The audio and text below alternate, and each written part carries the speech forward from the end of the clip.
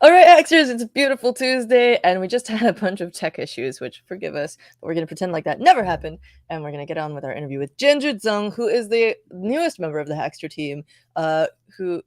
We've known you for a million years. You're running our contests now, but Jinger has all this experience as a drone thought leader and in drones for good and things like that. I'd love to hear your perspective on some things. So, good morning, Jinger. Good morning. Good morning, Alex. Again. And thanks everyone for bearing with us. So, oh man, so where shall we start? Let's see. Do you want to tell us about how you got into this area?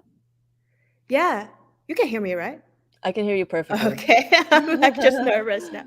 Yeah, actually, the how it got started on.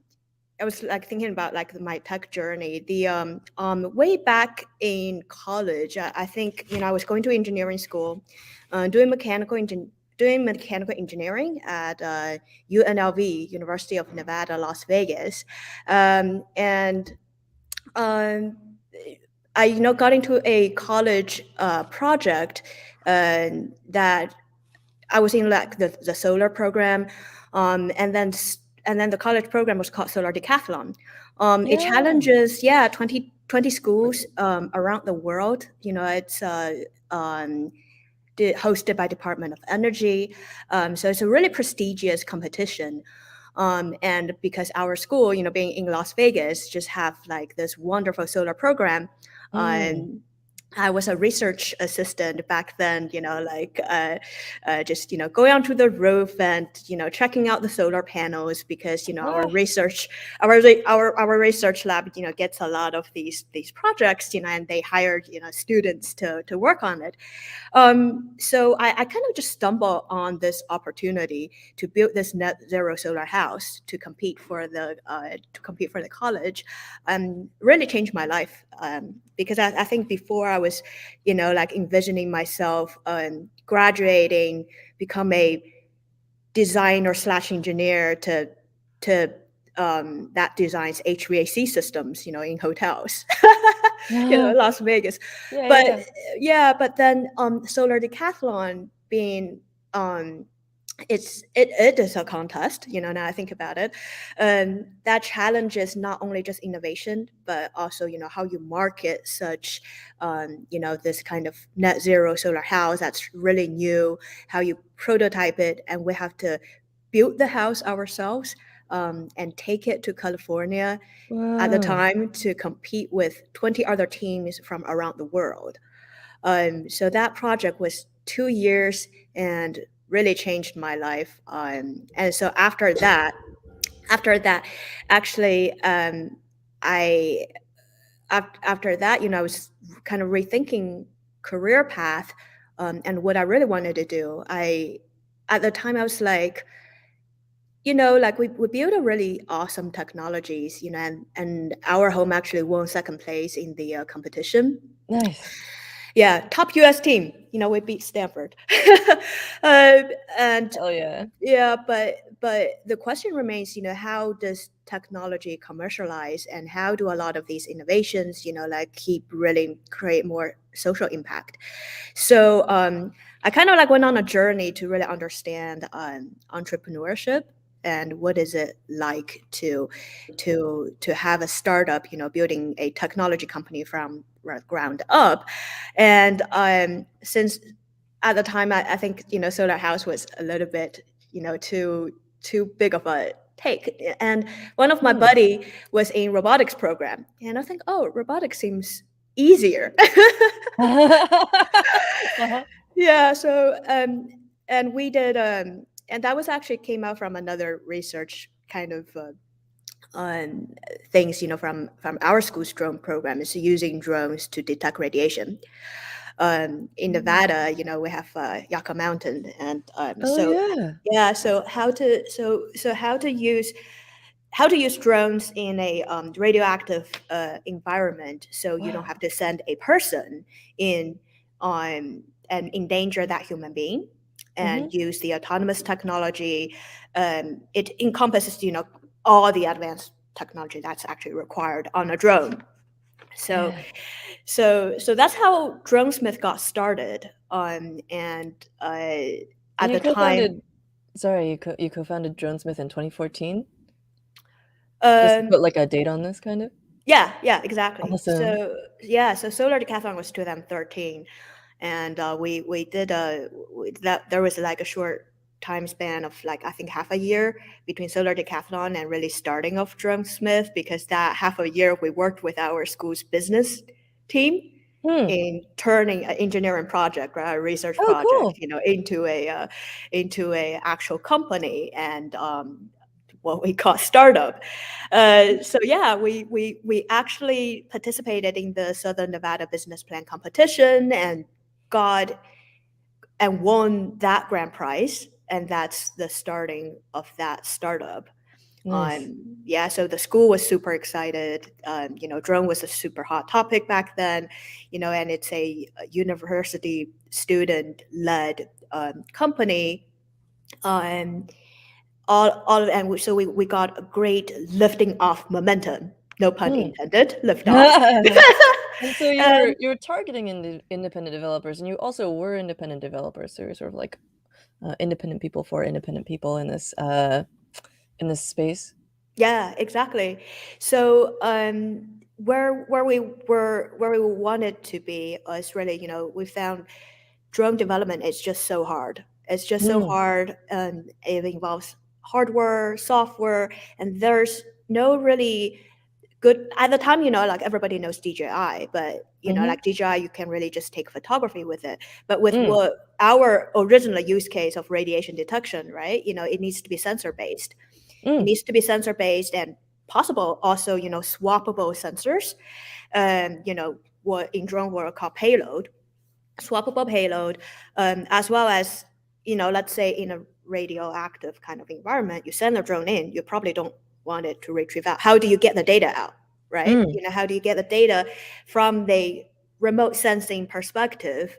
And that's how a lot of our technology or the products we were developing on geared towards those kind of use cases.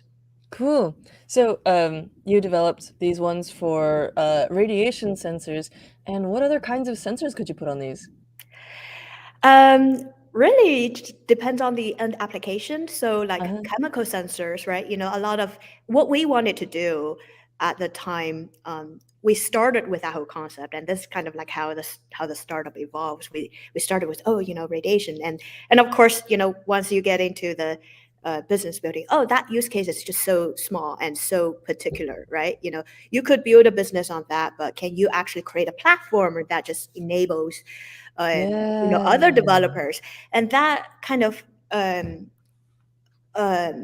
mindset got us to really focus on the flight controller, which is, I think, what you just put up, the Lucy, the flight controller board.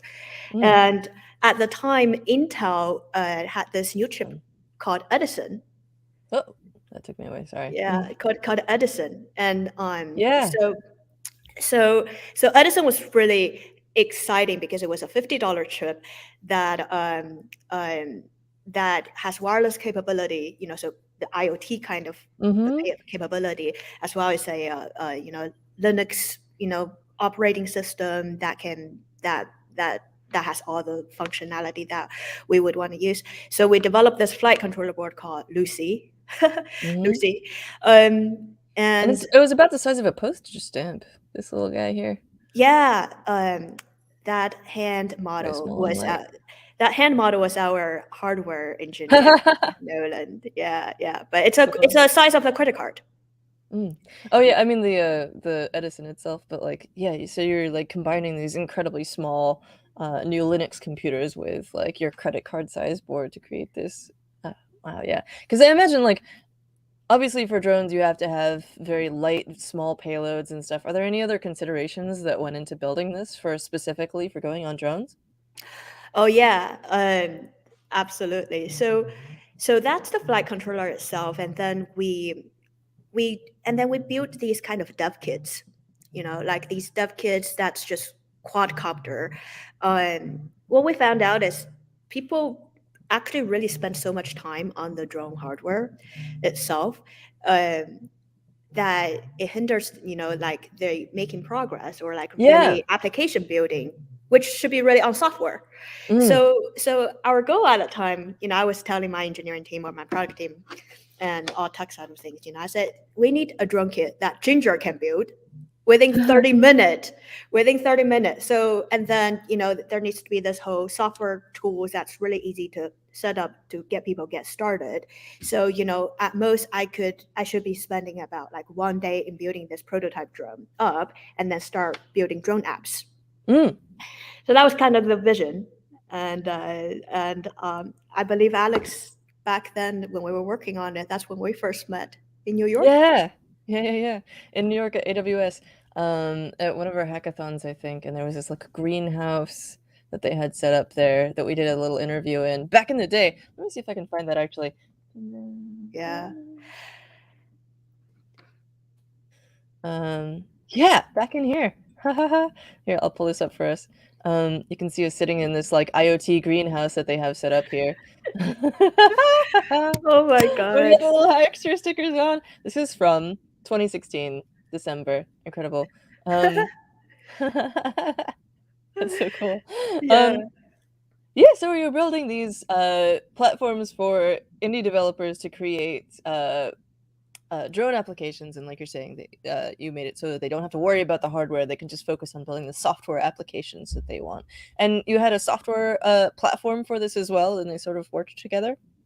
Yeah. So what we end up creating is called Dronesmith API, which is Mm, on Hackster. I think that's when I yeah. first time used Hackster, and we posted a project on there, which was the radiation. Was a radiation detection Yeah. use case, and at that time, what we did is we actually built a fake drone in the cloud. Mm, So anyone who wants to actually just get started with software, they don't have to go through the hardware aspect of building. They can mm-hmm, just go to our cloud and request a fake drone.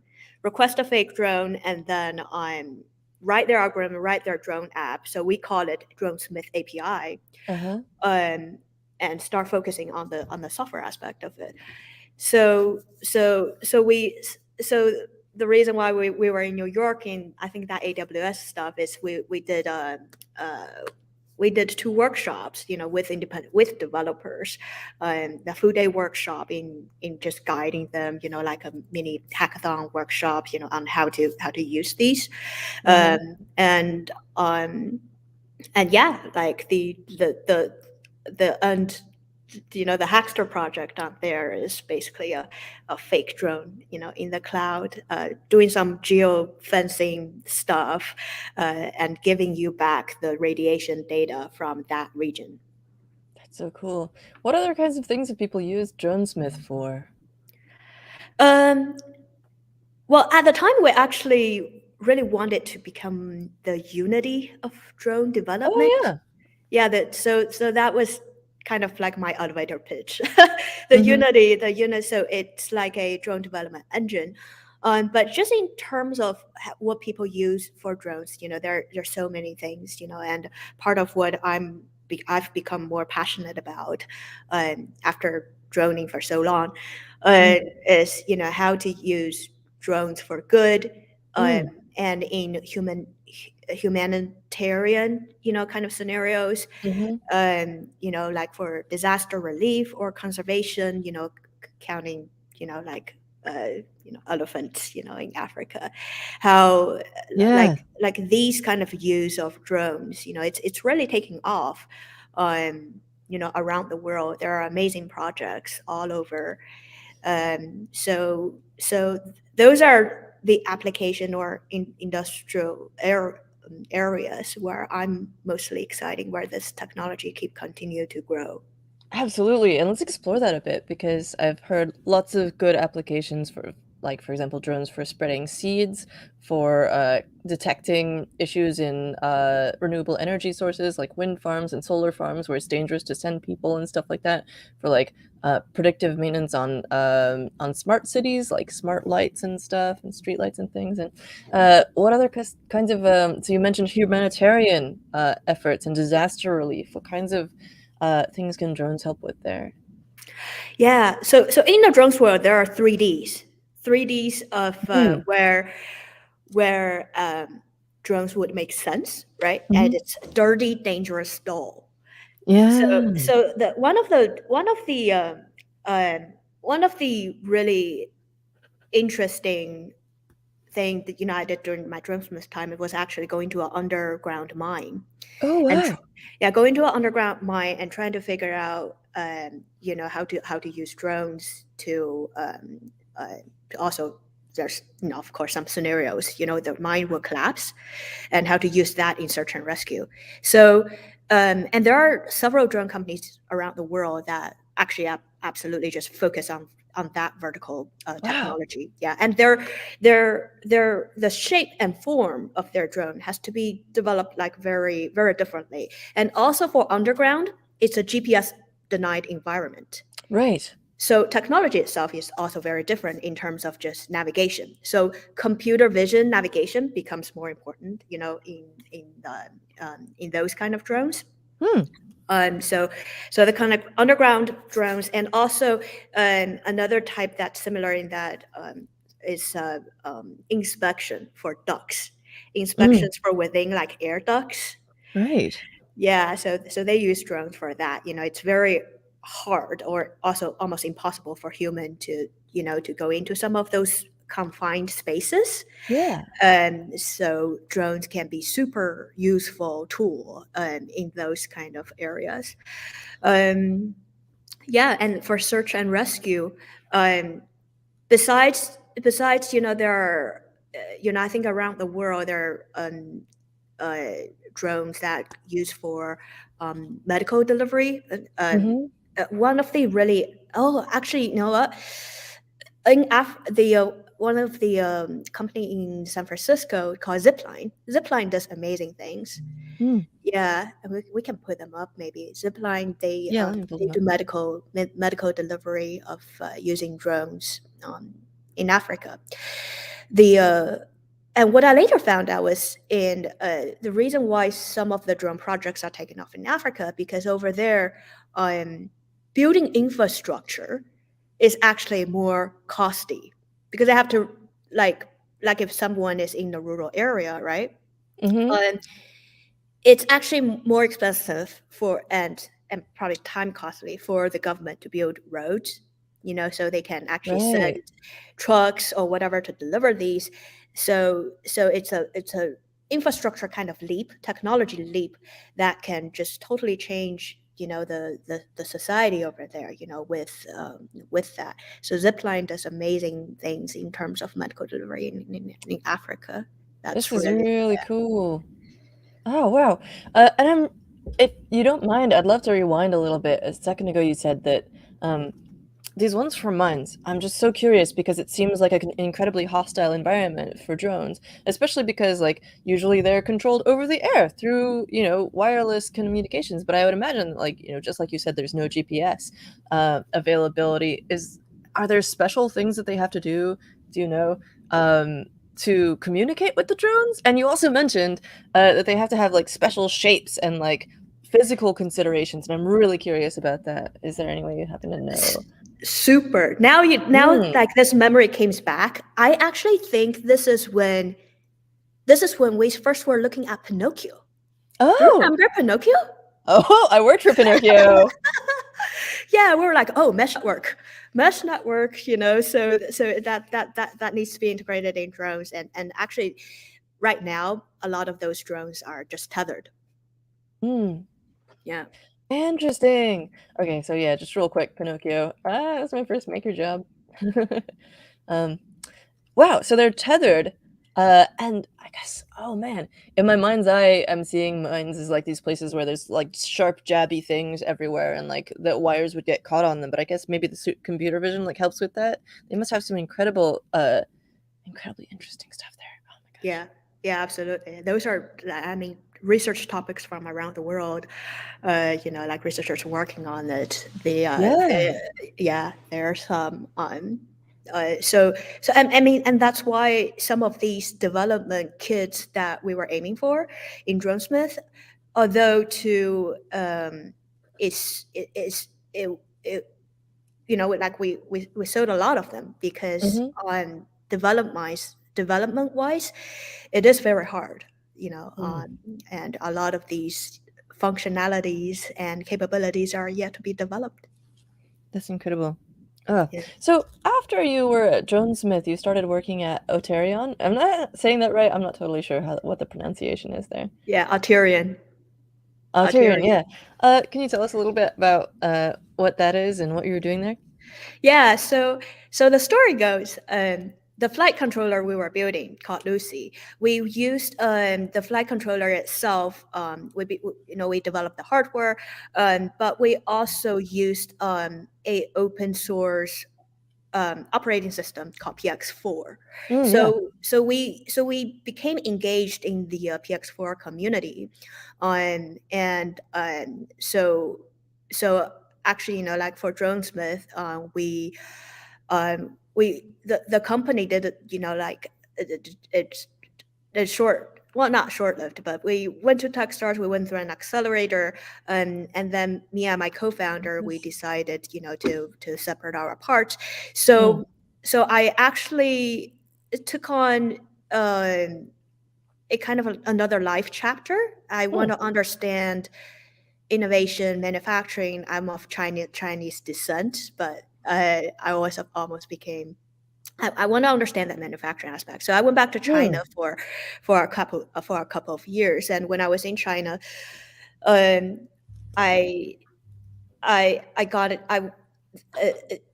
Through the open source community, Mm-hmm. on the PX4 community, like I became the community manager. Um, the uh, it was actually an interesting story. The founder, who's Lorenz Meyer, he was also working with some a bunch of different Chinese companies back then. Their PX4 as an open source software, it was taken off, and so companies like Unique, which was a um, pretty big Chinese company, was trying to compete, in the world with Mm, DJI. They use PX4, and then also flight controllers called Pixhawk. Uh, right. the Pixhawk's manufacturers are also China-based, and there are also, since it's open source hardware, there are a couple of offshoot Pixhawk-like flight controller, and those companies were also based in China. So Mm. I end up actually, not only just as a community manager, but end up doing a lot of co-product development with these companies. That was That's so super cool. interesting. Yeah. So it's like I have to be like a product manager that working with a China team, but on the on because on the same at the same time also communicate with some of the open source developers, whether they're in the US, some of them are in Yeah. Zurich, some Oh, of yeah. them are in Zurich, and in our community, like our documentation is done by someone in Australia. So, Huh. so it was a very interesting dynamic and very unique work experience, just in terms of you know working a um, distributed team environment. I'm just trying And to imagine like having to keep in touch with people across all those different time zones. oh Like yeah, yeah, supporting developers in the US, working with like doing product stuff in China, working with the documentation people in Australia, and then also you led this developer summit. You were doing events organization as well, on top of product development, product managing, and the developer relations. Obviously, yeah, that's incredible. yeah. It was. Yeah, now I think about it, it was really fun. It was Everybody, really this is fun. why I admire Ginger so much. You're just like that total powerhouse, and you know all of these parts of the stack when it comes to doing a hardware company. Obviously, you were a founder, so yeah, you have so much experience here. And oh man, how can oh there's Yeah, so and much good stuff here. exactly, and that Dev Summit, it was the first time when we actually gathered the community in Zurich. I think that was Hmm. back in 2019. The uh a lot of people who worked in the open source community, because it probably over 10 years, have never seen each other before, and when they Yeah, first time met each other, it's like, oh, you're David, you're Hamish, yeah. and you're taller than I imagined. You're taller than I imagined. So it was a very interesting dynamic, where just like old friends meet, right? Uh-huh. And people really appreciated that in person bonding and event. It's after they just work kind of remote, with each other for all those years. So Yeah. I know the yeah, feeling. yeah. So, you sent me a bunch of pictures that are pretty interesting to go through, and I wonder if we can just like chat about some of these. This looks like it's that Lucy module, but like actually mounted on a drone. Can you tell Mhm. us what kind of drone this is, what you were doing with it? That was a dove kit we were building. So Ah, that was a dove kit. So it's a quadcopter, mm-hmm. 250. So 250 um, race drone kind Hmm. of format, right? So that, like I said, my goal, or like to the team back then, was like, hey, if I receive this kit, in my mail, I should be able to set up my drone in a day. At most a day, right? Oh, Like yeah. my thing was like 30 minutes. I should be able to put it together and just start developing on it. And that includes the connectivity part of it, right? I should be able to start program my drone from a browser at the time, Mm, like a browser based. So a lot of our Dronesmith tools were browser based. Like cool. fire up a browser and be able to blink. These, right? Like a blinking a Arduino. Yeah, yeah, yeah. What is the Yeah, blink for drones? Is it just spinning the propellers or? Yeah, it can spin propellers, or there's also LEDs on the Oh, okay. on the board itself that you can Ah, see if certain things are running. cool. So it is literally the same Hello Blinky. Cool. Uh, What else do we got here? Yeah, what's this? yeah, that one. So that was very interesting because we for search and rescue, right? For search and rescue, You one got of like a the thermal kind of camera on like there. core thing, yeah, was a thermal imaging.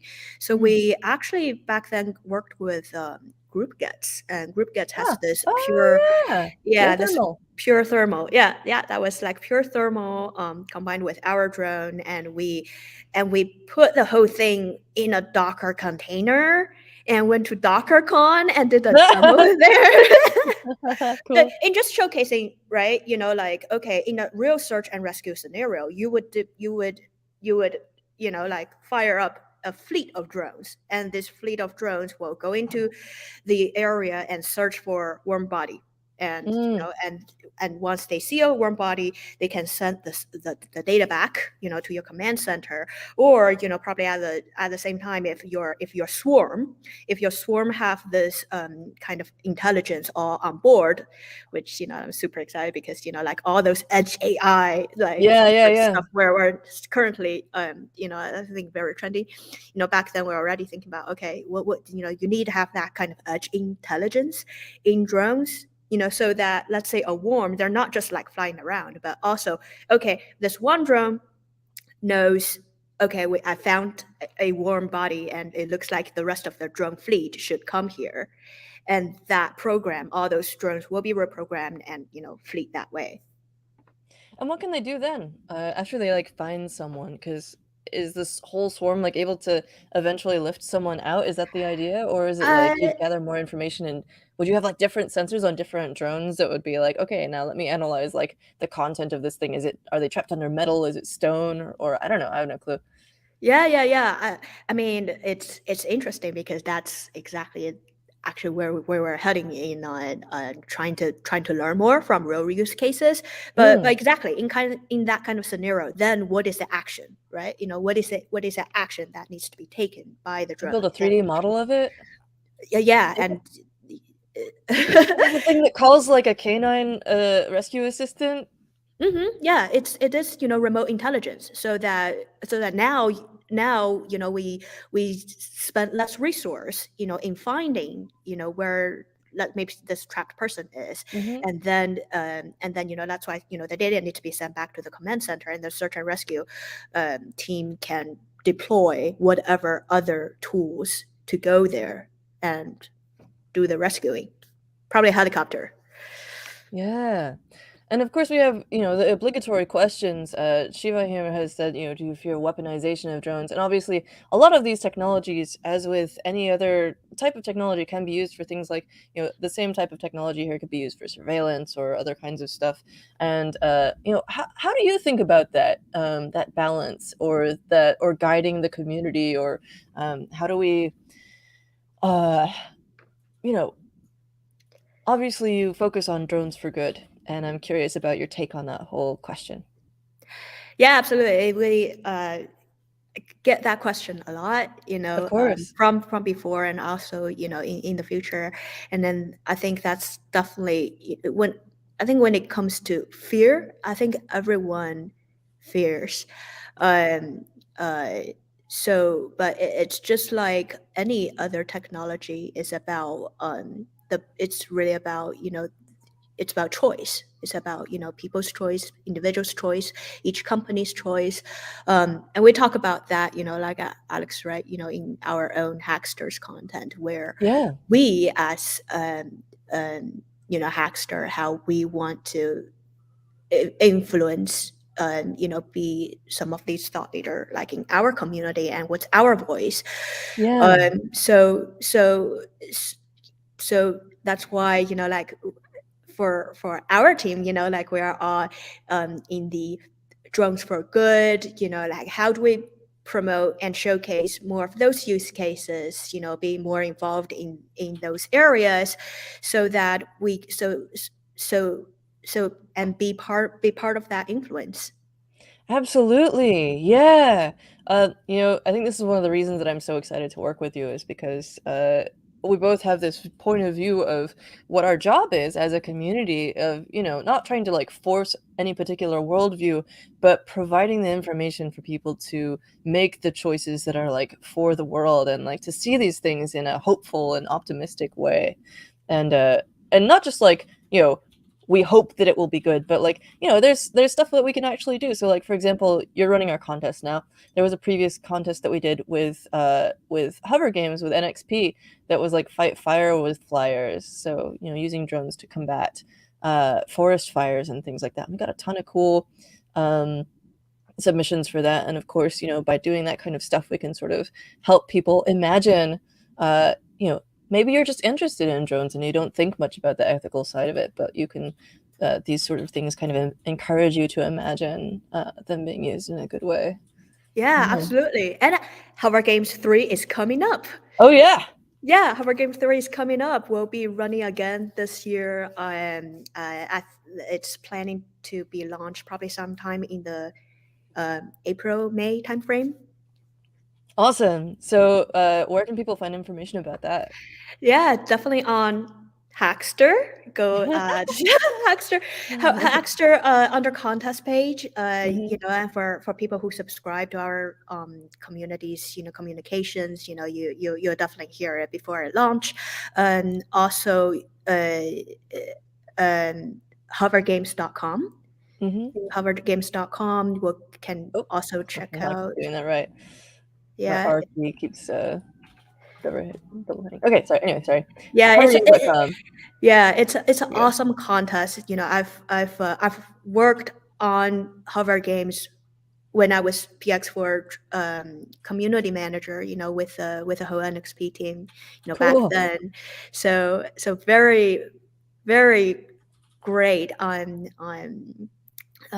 contesting in terms of actually. I think Yeah, there's a lot of history behind this, but definitely, for people who want to get into drones, it's a wonderful contest because they also give out free hardware, and Mm. it also give out free hardware so you can Free get a hardware. drone kit, and the team's very good on supporting Mhm. the users and developers in achieving like what they want to do with their project, and of course this year I'll be on board as well. Yes! And I also think that this calls back to what we were just talking about, where it does say tackle societal issues one line of code at a time. Like you were saying, it's about, there's the technology, but also so much of it is the human element and like how people choose to use this stuff and what people choose to build. And so much of it is about what you do, the community development and like yeah, what people are doing. It's not necessarily about what the drones are doing because those are only doing what people tell them to do. Mm-hmm. Mm-hmm. This is so Yeah.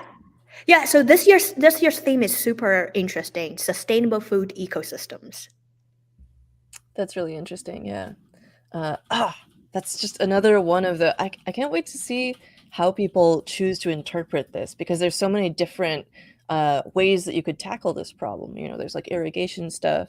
We talked about drones being used to seed things, to sow seeds, and I don't know what else kind of things could we do. Well, perhaps some of the firefighting ones, like water delivery and things like that. I don't know. Yeah, yeah, yeah, absolutely. And I think, like the how our food ecosystem is evolving, like really ties to just the whole climate change, sustainability aspect of Mm, this. I want to say a human awaken, mm. like during the pandemic, right? Like Yeah, people have uh really sort of come alive to this kind of stuff. mhm, mhm. Mm. Continuing on this idea, we might as well address it some more. Building an AI safeguards that prevent some evil uses. Personally, I'm curious, like, if that's even possible, because the same technology here, obviously, that can be used for search and rescue, could be used for surveillance, and there's not really anything that like sort of stops people from like, is it possible to filter for intent? I don't know. This is something that people have, I'm sure, asked you about a lot. So, Yeah, I think that goes into the whole kind of AI side of things, AI things, right? Like even not just say in drone context, like yeah. what was the last one that was a like AI went kind of haywire like crazy one? Was it was it social media? I think it was related to Oh. social media type of thing, and it's Was I that the think Taylor bot, the Tay bot from Microsoft, or? maybe yeah. Yeah, and I think it it back to the same thing, right? It's um there's the like they will I'm not sure like if there will be is so-called like safeguard, but I think that's why I think it's very important for all the technologists to have these kind of ethical um, mindset Mm, in ourselves. And what we can spread is that mindset, in the human ourselves, rather than just yeah. the the programming aspect of it. Kind of speaks back to any kind of technology that we're creating. Whether you're creating games or creating any kind of other technology like robots, whether you're creating like big dog robots with guns on them or whatever, no matter what you're building, it has this power and you have to have, like you're saying, this ethical grounding. Yeah, ethical grounding and purpose, right? Mm. Like our own purpose. Yeah, and so many, like you're saying, so many people, like especially during the pandemic, have sort of really sort of come alive to these kinds of questions, and how we each fit into that puzzle, I guess. So here's another cool picture. I wanted to bring up everything that you're saying is very punk rock. And I just have to show this picture of you in an actual punk band playing bass. You look like such a badass. So everyone, Ginger has, is a founder, a community development person, a product manager, all this different stuff, and also an awesome bassist. Just like, okay. So now that I've got that out of my system, I mean, do you want to tell us about this? Tell us about this. Yeah, so our band had a really nerdy name called First Law of Thermodynamics. I did not know that. My mind Yeah. is blown. Well, we started amazing. right, you know, like because started back in the college. So you know, like I think so that kind of art creativity, you know, it's still like very much in me, and it was really, you know, fun times. You know, I played the bass. I was a lead singer, and Oh wow. yeah, and my guitarist. Yeah, my guitarist, you know, went to school with me in mechanical engineering system. That's why, you know, like when we started, and what should we call our band? I think because we were in heat transfer class. We were in heat transfer class, and we were like literally like first beginning of semester, right? And it was like that's when you learn energy conservation, first law of thermodynamics. That's like, oh wow, this is so universal, you know, like energy is conserved. You know, what can be more like to truth or to the universe truth of that. So that's how we picked our like band name, and we actually played a couple shows at First Robotics. You know, like no first, way! yeah, like First Robotics like competition. And, Yeah, I grew up in First. Yeah, and then Sort of. we literally like would go there and like play at those competitions for free. So cool. I Yeah, wish I'd yeah. seen you play. Oh man. Wait, where did you play? And when? That was before solar decathlon because when I start building solar houses, I I feel didn't like I have would have time really remembered anymore. this, but maybe it was after that because you were in college. Yeah, okay. Yeah. Well, someday we'll make a Hackster band and it'll be amazing. Yeah, Yeah, it'll be Hackster so good. band. So tell us about this one. What's this guy? Yeah, so that was the drone prototype that we made, you know, for radiation detection. And actually it's pretty amazing now as I still go think about it. One of the first thing we ran into as a hardware company was a manufacturing, right? You know, like Yeah. even so making one prototype is easy.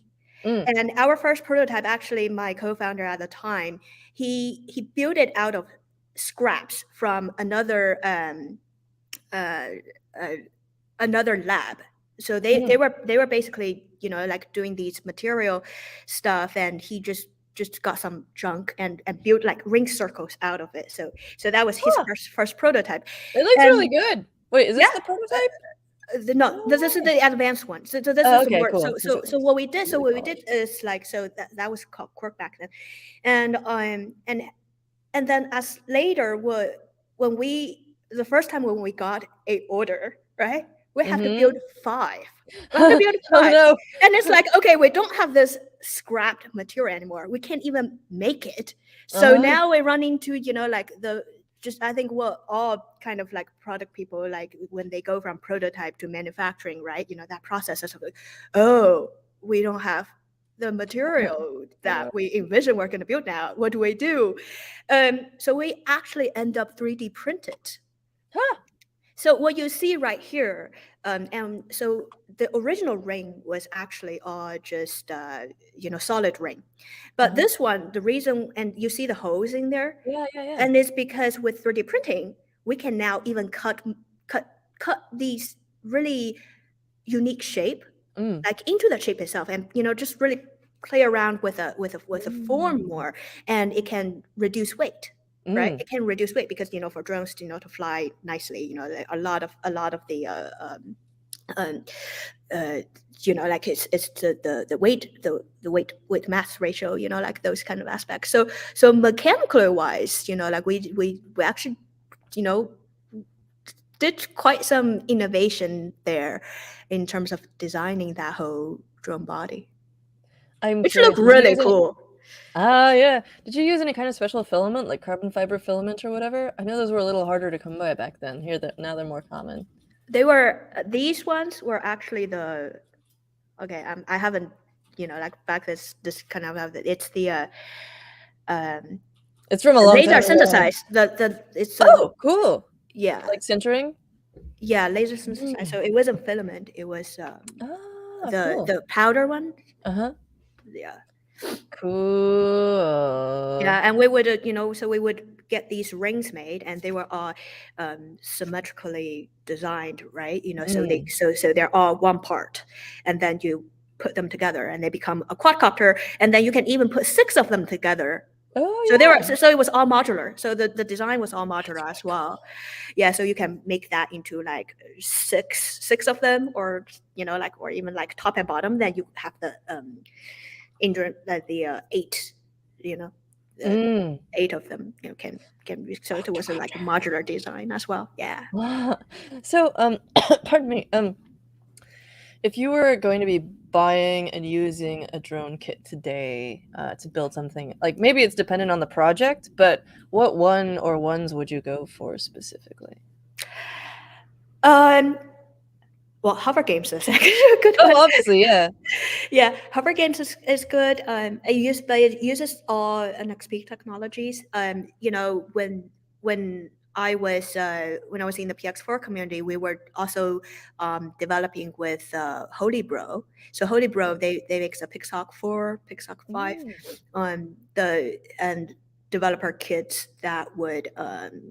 So if you so actually we probably are able to pull up some of the Pixar stuff. But anyway, Pixar Is actually, there a so specific one what you there, pull or up, yeah. So it's product? I did that website as well. So Pixar, Oh yeah. yeah. So yeah, Mm. there's the Pixar 4. And the standards right there, that's really interesting because it's now becoming this open source standard Mm. for drone hardware. So there are also some aspects of payload and camera integration. Mhm. So how electrically, like certain pins Right. that's off the standard would also allow more innovation, right? Or inter Almost like an Arduino for drones or whatever, Yeah, exactly. where you have like To set pin shapes and stuff. Yeah, exactly. Set of pin shapes and thin Yeah. definition, right? In terms of the things that's standardized, so Mm. things work more interoperably. This is super cool. This thing Mhm. looks so cool. I just want to like stare at it. It's got so many little connectors on it. Oh, this is an ASP8266. Huh! Somehow I don't think of that as like a really performance board, but they're using these for little FPV drones? That's so Oh cool. yeah, the FPV ones are really, advanced sometimes in terms of their agility, right? Oh, You yeah. think about FPV, it needs to be really fast response. Oh my gosh, you watch these videos from like the perspective of the FPV drone pilot, and it's just like, how are you holding this in your head? Like it's incredible. Yeah, so in drones, tuning, how you Uh-huh. tune the drone, it's very complex. It's very Wow. complex. So, like some of the best software developers, like in the PX4 world,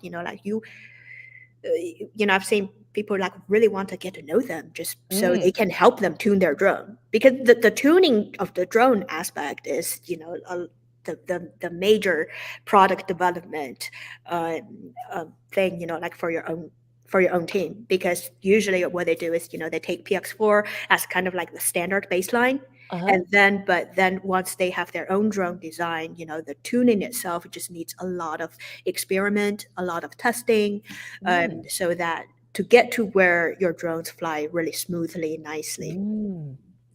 Yeah, what kinds of things would you tweak in tuning? Is it like, how the IMU works, how the curve of like acceleration or something? I'm not sure. Like Yeah, yeah, what kinds yeah. of stuff? Oh, so I actually never really got so technically into it, but if we go to Sure. one of the tool that developers use is called flight log. So Hmm. if we go into, I think we go to or maybe even just search flight log like PX4. Let me see where it's at. PX4. Okay, that's fine. Flight log. PX4. Flight log analysis. Oh yeah, here we go.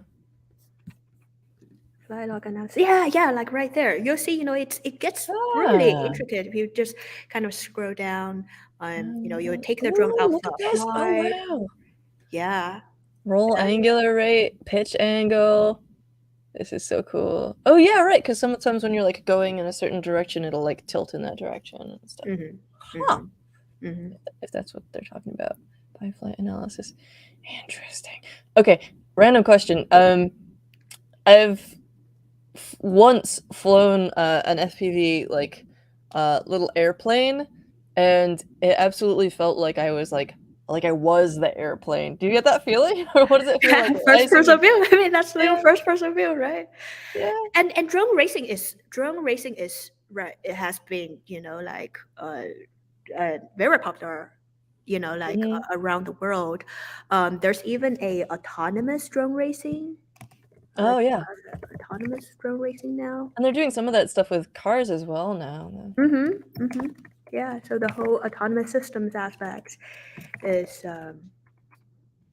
part of the big drone ecosystem and where the technology is heading.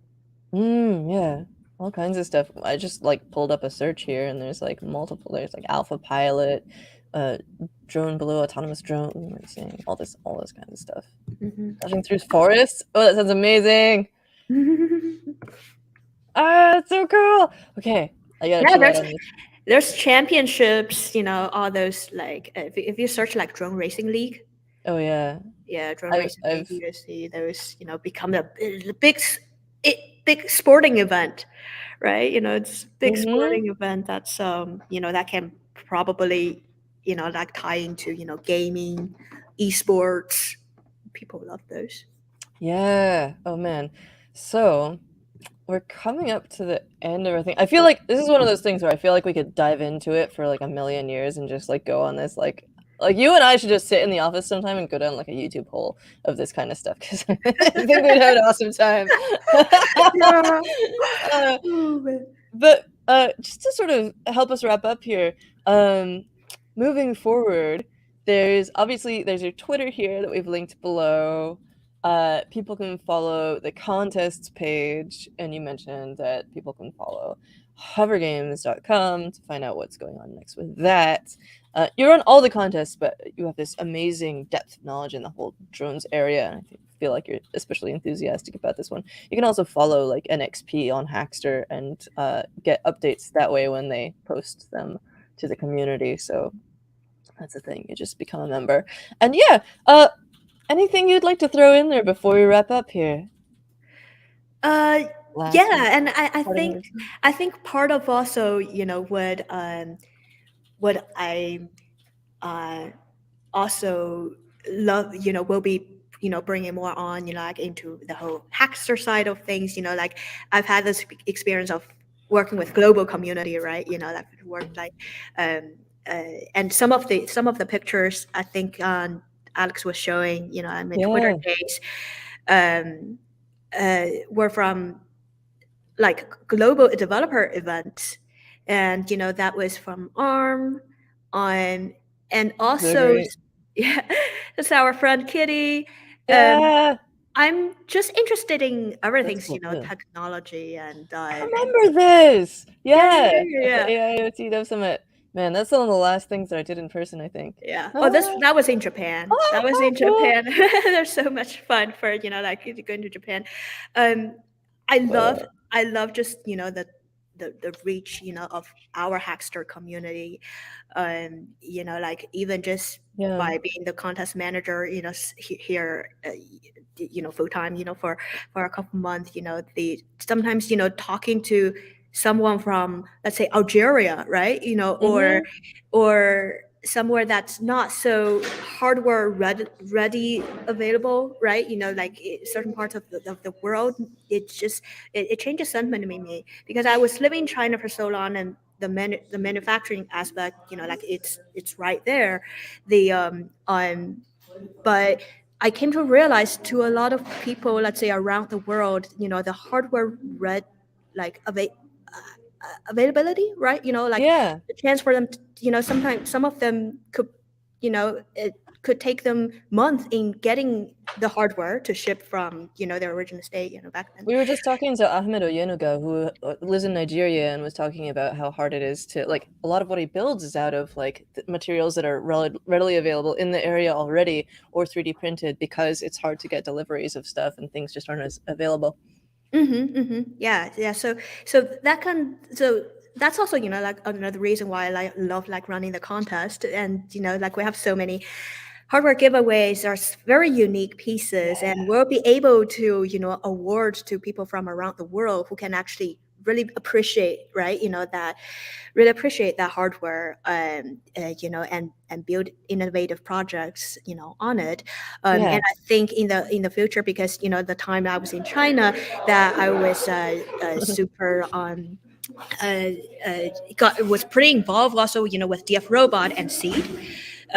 So there's a lot of China side of innovation and how manufacturing are done. Those content I would also love to bring to our global audience, and understand the how to work with Chinese companies and Chinese hardware companies. That's a great point. Yeah.